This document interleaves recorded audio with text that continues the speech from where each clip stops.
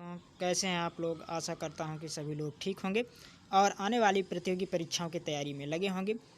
तो चलिए दोस्तों, आज हम लोग पर्यावरण के 2 पार्ट बन चुके हैं। हम तीसरा पार्ट के बारे में अध्ययन करेंगे। तो चलिए तीसरे पार्ट के बारे में अध्ययन करते हैं और इसके जो महत्वपूर्ण क्वेश्चन है इसको आप लोग ध्यान दीजिएगा दोस्तों। चलिए, तो प्रश्न क्रमांक फर्स्ट है, निम्नलिखित में से जैव उर्वरक कौन सा है। जो जैव उर्वरक होते हैं दोस्तों, राइजोबियम, एजोटोबैक्टर, सहजीवी संबंध, ये सभी जो होते हैं दोस्तों, ये हमारे क्या होते हैं, जैविक उर्वरक होते हैं। जैविक उर्वरक खेती में प्रयोग किए जाते हैं। ये किफ़ायती होने के साथ साथ कम प्रदूषक होते हैं। Rhizobium, azotobacter, aspergillus, penicillium, pseudomonas bacillus, फ्राइलोरिसेड, स्यूडोमोनास, राइजोबियम, फ्राइलोबैक्टीरिया और एस्टोबैक्टीरिया आदि जो होते हैं ये जैव उर्वरक होते हैं। ये आसानी से उग जाते हैं और पाए जाते हैं, जो हमारे कृषि कार्य के लिए बहुत ही महत्वपूर्ण और जैविक उर्वरक के रूप में उपयोग होते हैं दोस्तों। जैविक खेती के क्या फ़ायदे होती हैं। जैविक खेती जो होती है दोस्तों वो किफ़ायती होती है। इसमें पैसे की ज़्यादा लागत नहीं होती है और हमारी जो होती है खेती अच्छी होती है और हमारी जो भूमि होती है उसकी उर्वरता हमेशा बनी रहती है। जैविक खेती में रासायनिक उत्पादों का प्रयोग न करके कंपोस्ट, जैविक खाद आदि का प्रयोग किया जाता है। ये किफ़ायती और कम प्रदूषक होती है। मोबाइल फ़ोन से उत्पन्न ई कचरे में कौन सा तत्व होता है। जो मोबाइल फ़ोन का उपयोग करते हैं हम लोग और उससे जो ई कचरा उत्पन्न होता है वो होता है दोस्तों कापर। कापर जो होता है इसके उपयोग से ज़्यादा ई कचरे के रूप में उत्पन्न होता है। ई कचरा या ई अपशिष्ट बेकार हुए मोबाइल फ़ोन से उत्पन्न होता है, जो पर्यावरण के लिए बहुत ही घातक है। इसका मुख्य रूप जो होते से कापर होता है। पर्यावरण संरक्षण आंदोलन में सहायक पुस्तक साइलेंट स्प्रिंग के लेखक कौन है। रसेल कार्सन है। कौन है? रसेल कार्सन है दोस्तों। इसके जो पर्यावरण संरक्षण आंदोलन के सहायक पुस्तक साइलेंट स्प्रिंग के लेखक हैं। साइलेंट स्प्रिंग के लेखक रसेल कार्सन थे। यह पुस्तक 27 सितंबर 1962 को प्रकाशित हुई थी। यह पेस्टिसाइड के दुष्प्रभाव पर आधारित है। यह पेस्टिसाइड के उपयोग से क्या हमारे लिए हानि होती है, क्या फ़ायदा होता है, उसके बारे में बताया गया है। निम्नलिखित में से कौन सा ग्रह पिंड उल्टा हरित ग्रह प्रभाव प्रदर्शित करता है। जो है ये टाइटन है दोस्तों, जो कि उल्टा ग्रीन हरित प्रभाव प्रदर्शित करता है। हमारे सौरमंडल में टाइटन जो होता है, टाइटन है, उल्टा हरित ग्रह प्रभाव प्रदर्शित करता है। टाइटन शनि का सबसे बड़ा क्या है, उपग्रह है। किस खाद्य श्रृंखला में संख्याओं का पिरामिड उल्टा होता है। परजीवी खाद्य श्रृंखला में क्या होता है, पिरामिड उल्टा होता है दोस्तों। कार्बन लेवी क्या है। कार्बन ईंधन पर लगने वाला जो कर होता है, कार्बन ईंधन पर लगने वाला कर ही होता है जो दोस्तों, वो क्या होता है, कार्बन लेवी। भारत के क्षेत्रफल का कितना प्रतिशत भाग सुरक्षित क्षेत्रों में आता है। भारत के 5% क्षेत्र जो होता है दोस्तों वो सुरक्षित क्षेत्रों में आता है। जेट्रोफा के अलावा निम्नलिखित में से किस पेड़ के बीज का तेल भारत में सैकड़ों परियोजनाओं के लिए संयंत्र संचालक के रूप में साबित हुआ है। पोगामिया पिन्नाटा जो होता है दोस्तों, इसका उपयोग किया जाता है। पोगामिया पिन्नाटा का तेल, पोगामिया तेल भारत में अनेक योजनाओं में संयंत्र तेल के रूप में साबित हुआ है। इसे जैविक तेल भी कहा जाता है। निम्नलिखित पर ध्यान दीजिए। समुदाय रिजर्व, पारिस्थितिक संवेदनशील क्षेत्र, जीवमंडल रिजर्व और वन्य जीव पर्यावरण संरक्षण से संबंधित विभिन्न कार्यों में निर्धारित प्रक्रियाओं के अनुसार उपयुक्त में से कौन सा भारत में तय किया गया है। जो है वो दोस्तों केवल एक है जो कि समुदाय रिजर्व से संबंधित है। निम्नलिखित पर ध्यान दीजिए। जलवायु लचीला कृषि पर राष्ट्रीय पहल, राष्ट्रीय सतत कृषि मिशन। इनमें से प्रधानमंत्री की जलवायु परिवर्तन पर योजना में क्या शामिल है। जो दोस्तों इसमें शामिल है, केवल 2 शामिल है। राष्ट्रीय सतत कृषि मिशन जो है इसमें शामिल है। राष्ट्रीय सतत कृषि मिशन प्रधानमंत्री की जलवायु परिवर्तन पर योजना पर आधारित या शामिल किया गया। आईची टारगेट किससे संबंधित है। नगोया प्रोटोकॉल से संबंधित है।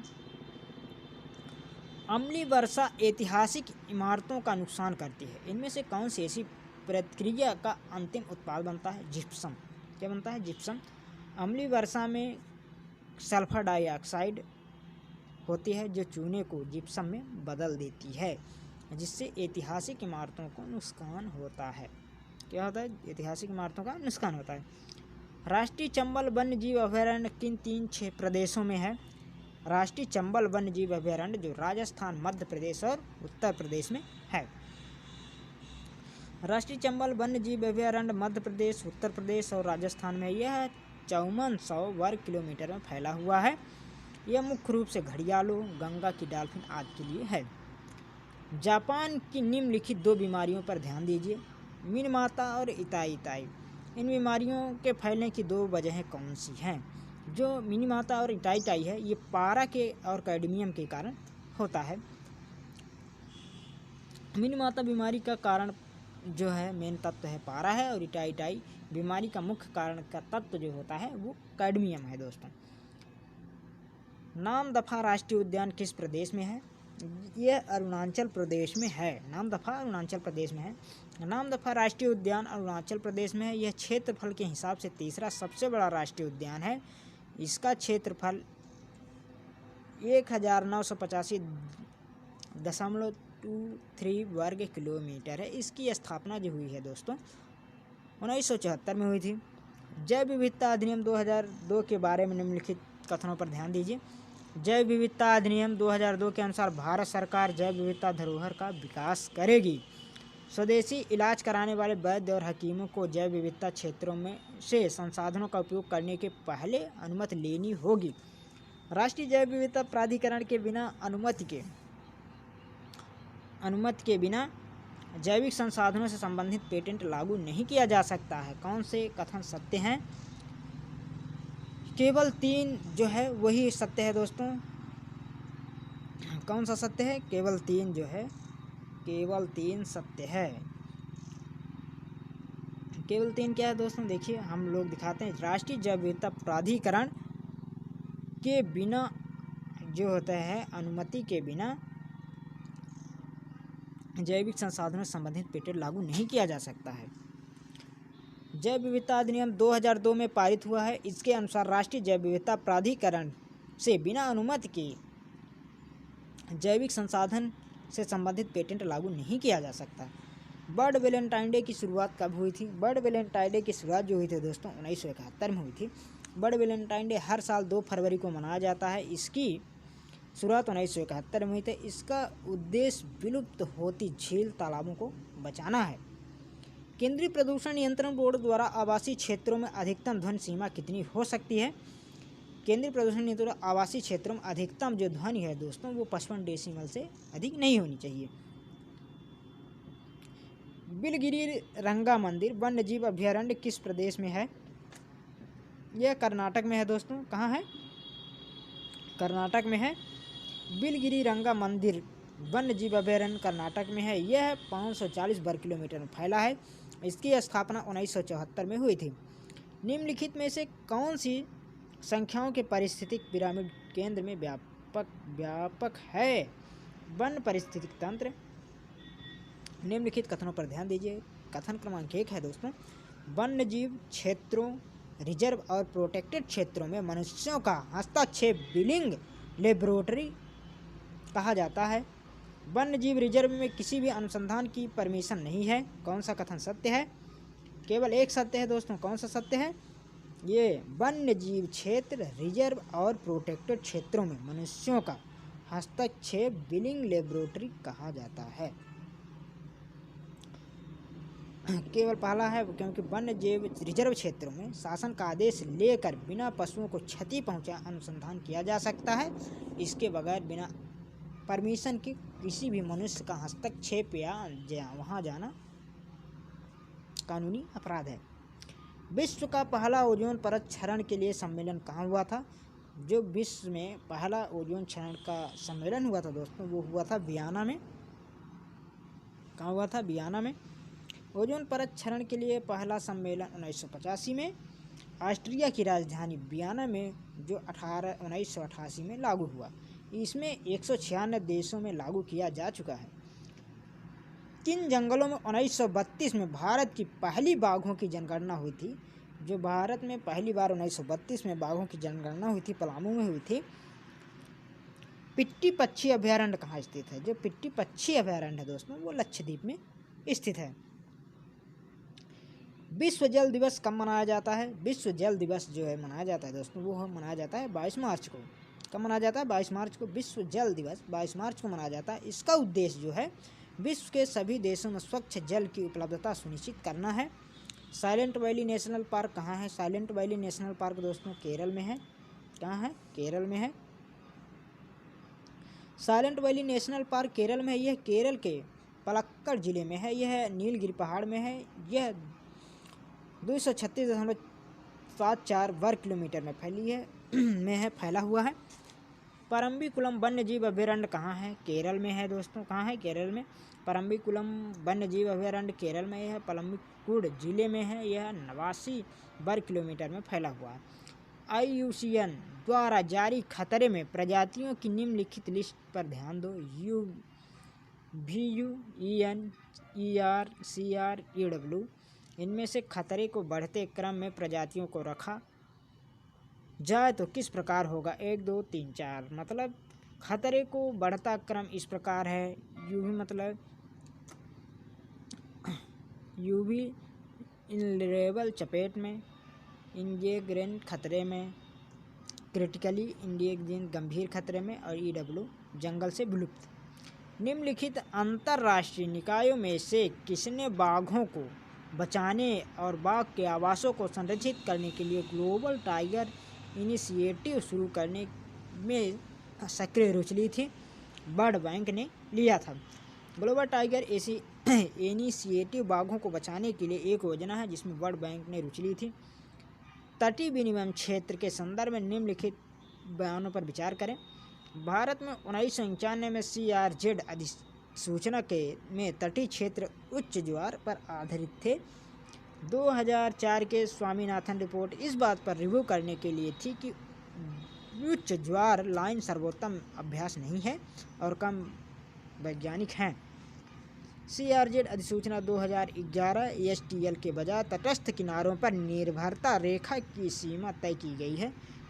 इनमें से कौन सा कथन सत्य है? केवल 1 और 2 सही है। भारत का पहला समुद्री जैव विविधता के लिए राष्ट्रीय क्षेत्र NCMB कहाँ है? जामनगर में है। भारत का पहला समुद्री जैव विविधता के लिए राष्ट्रीय केंद्र जामनगर में है। जामनगर गुजरात का एक नगर है। जट्रोफा कर्कश कहाँ पाए जाते हैं? जट्रोफा कर्कश मध्य अमेरिका में पाए जाते हैं। जट्रोफा कर्कश मध्य अमेरिका के एक प्रमुख पौधा है। एक बड़ा पादप है जो झाड़ियों के रूप में अर्ध शुष्क क्षेत्रों में उगता है। इस पादप से प्राप्त होने वाले बीजों में से 25 से 30% तक तेल निकाला जा सकता है। यह तेल कार, पंखा आदि चलाने में के काम आता है। महेश रंगराजन समिति ने किस उद्देश्य के लिए वन्य जीव अधिनियम में सुधार की सिफारिश की थी? राष्ट्रीय हाथी संरक्षण अधिनियम स्थापित करने के लिए सिफारिश किया था। निम्नलिखित पर ध्यान दीजिए। आयरन, मनीब्लेडिनम, मैग्नीशियम, इनमें से क्या जैविक नाइट्रोजन फिक्सेशन में सहायक होता है? 1 और 2 आयरन और मनीब्लेडिनम नाइट्रोजन फिक्सेशन में सहायक होता है। निम्नलिखित पर ध्यान दीजिए। Nitrogen oxide, carbon dioxide, methane, इनमें से कौन धरती पर ओजोन बनाने में सहायक है? ओजोन बनाने में सहायक है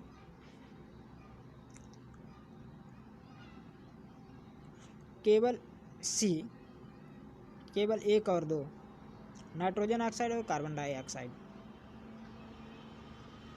नाइट्रोजन ऑक्साइड और मीथेन धरती पर ओजोन बनाती हैं और ओजोन परत आकाश में तो पृथ्वी तक पराबैंगनी किरणों को पहुंचने से रोकते हैं, जबकि धरती पर उपस्थित ओजोन परत एक प्रदूषक है। आर्गन पृथ्वी पर पाई जाने वाली तीसरी सबसे बड़ी गैस है। यह किस समस्थानिक के विघटन से बनता है? K14 के विघटन से बनता है। आर्गन नाइट्रोजन और ऑक्सीजन के बाद तीसरी सबसे ज़्यादा पाई जाने वाली गैस है। यह 0.93% पाई जाती है। K14 के विघटन से बनती है। किस प्रदेश में विश्व धरोहर में शामिल टाइगर रिजर्व है? असम में। निम्नलिखित कथनों पर ध्यान दीजिए। NTCA राष्ट्रीय बाघ संरक्षण अधिनियम एक वैधानिक निकाय है। NTCA की घोषणा वन्य जीव सुरक्षा अधिनियम में संशोधन के बाद हुई। इनमें से कौन सा कथन सत्य है? इनमें से दोनों कथन सत्य हैं। दोनों ही कथन सत्य है। NTCA राष्ट्रीय बाघ संरक्षण प्राधिकरण एक वैज्ञानिक निकाय है और इसकी घोषणा वन्य जीव सुरक्षा अधिनियम में संशोधन के बाद हुई थी। कामेंग एलिफेंट रिजर्व और देवमाली एलिफेंट रिजर्व किस प्रदेश में स्थित हैं? ये जो दोनों हैं ये अरुणाचल प्रदेश में स्थित हैं। कहाँ स्थित हैं दोस्तों? अरुणाचल प्रदेश में स्थित हैं। ये दोनों अरुणाचल प्रदेश में स्थित हैं।